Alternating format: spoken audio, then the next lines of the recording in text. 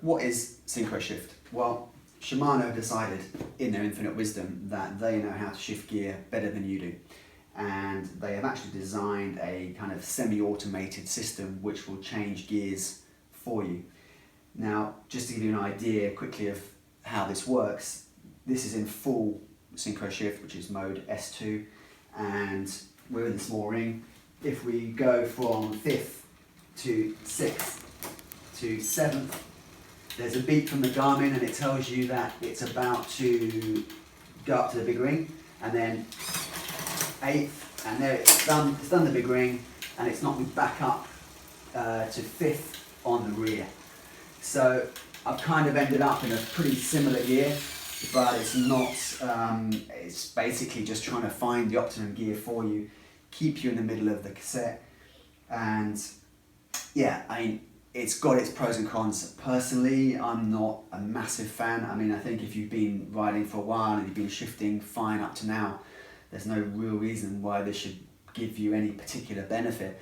But I can see the appeal perhaps for people that are perhaps not that familiar with how the two derailleurs interact and tend to cross-chain and that kind of thing. So we'll be going out on the road and testing it under a few different scenarios and seeing how well it works, basically.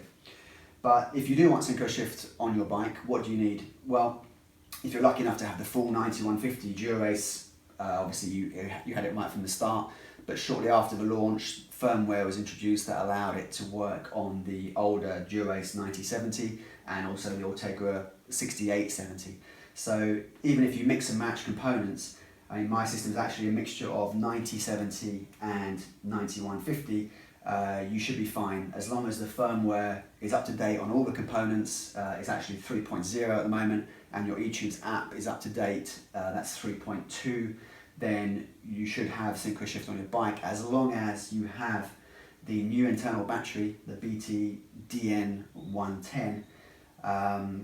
That is required for Synchro Shift. And in terms of the control box, if you don't have the new RS910 handlebar control box, it's fine. The older EW90 underslung one here works. They both work in the same way, so that's fine.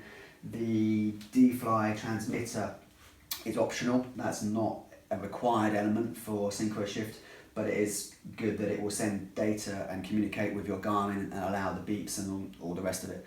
So it's a useful thing to have. So you've got Synchro Shift installed on your bike. How do you use it? Well, it's quite easy. You just double click on your control box button here or under here, and you'll go from the default mode, which is manual normal, to S1, which is semi-synchro shift, and again through to S2, which is full synchro shift, and again back to manual, and you'll cycle through. It is a little bit tricky. You have to click quite fast. It's a double click that's quite fast. It's going to be tricky to do that when you're out on the road, but you get the hang of it, and you'll change between modes. The semi-synchro shift mode retains full control of the front derailleur. It doesn't touch that.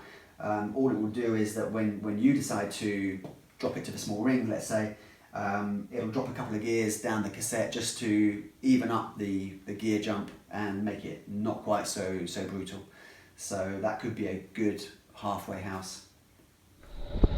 Right, well, we're out on the road, and one of the first things I would say is that shifting between the different shift modes when you're riding is actually really quite difficult. I'm in mode S2 here. I'm going to try and go into manual. Yep, I've got it. And now I'll go into S1 semi. Yep, I've got that. So if the road's not too bumpy and you're quite dexterous, then you should be okay. I'm in big ring, 5th gear, and I'm approaching a hill. I'm bogging down a bit, so I'm going to drop it to the small ring. And it's done that, but it's also put me into 7th on the cassette. Now, this is semi-automatic, and I don't want to be in 7th because I know the hill is coming, and that I just wanted to drop to the small ring. So I'm gonna have to come back up to 5th where I was, and yeah, so I mean that's an example where it's gonna do something that you didn't really want it to do. Okay, so now we're in S2 full Synchro Shift mode, and I'm just coming to the top of this hill, nearing the summit. I'm picking up speed a little bit. 4th, 5th gear, so this is small ring, 6th gear, 7th gear, and it's told me that if I change again it's going to give me a front shift, so let's do that.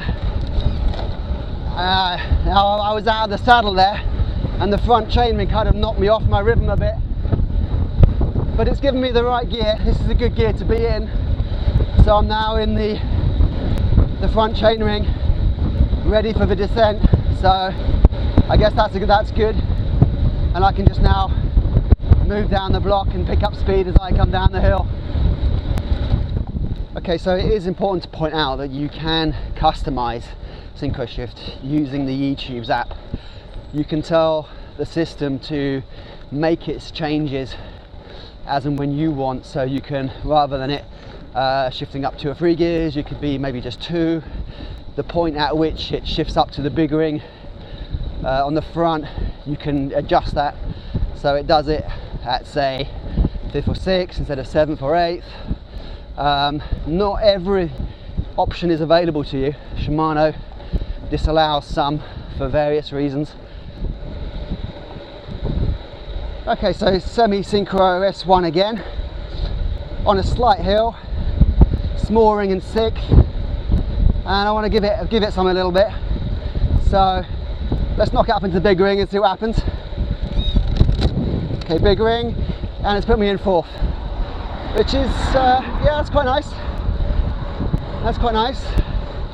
I'm going to go into 5th now anyway, and now 6th. So I probably could have handled a straightforward change up, but I can see the attraction. Okay, here's a good example of where the full Synchro Shift doesn't work that well. I'm coming down a slight incline. I'm in 7th on the small ring. I want to just go into 8th, but that's all, because it picks up again here. I know there's a hill coming. I don't want to be in the big ring. So if I go for 8th, it's put me in the big ring, and 5th. I've got to come straight back out of the big ring now, back into the small ring, and now I'm okay. But that's a situation where if you're in a race or something, you really wouldn't want that to be happening. Oh, cobbles.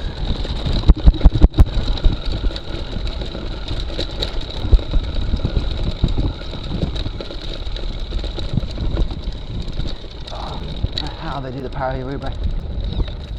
So what's my conclusion on all this? Well, I think it's going to be one of those Marmite things that you either love it or you hate it. I know of people already that fall into either one of those camps, and I'm kind of on the fence really. I can see the good points and the bad points. I mean, I think the full Synchro Shift is not for me. Anything that takes away the control of the front derailleur, and when it changes, is just not that great a thing in my book. But the SEMI-SYNCHRO, yeah, you know, I can see times when that might be useful, and you could find yourself in a nicer gear than you would otherwise naturally be. And equally, there'd be other times when you're going to find yourself in the wrong gear and be cursing the system and shifting back up the 2 gears it's just shifted you down. So I think it depends very much on the terrain that you're riding, because I suspect if you are riding mostly flat terrain, then this is probably going to work better for you. But where I ride, which is Brittany and Mallorca, it's quite lumpy and you have lots of changes of gradient, and you know, Shimano can't see that. It doesn't know what type of road you're on or what type of hill you're hitting, so it's very hard for it to know what gear to put you in. Only you know that, really. So you know, I think I'll just be staying in manual for the time being, especially as you know it's pretty hard to shift between modes as you're riding. I think it'd be easier with the older under the stem control box than the handlebar one, but it's pretty tricky. So I think I'll just stay in manual. I'll experiment some more with the other modes and see if they can be optimized a bit, but yeah, I think for the time being it'll be me that's shifting the gears.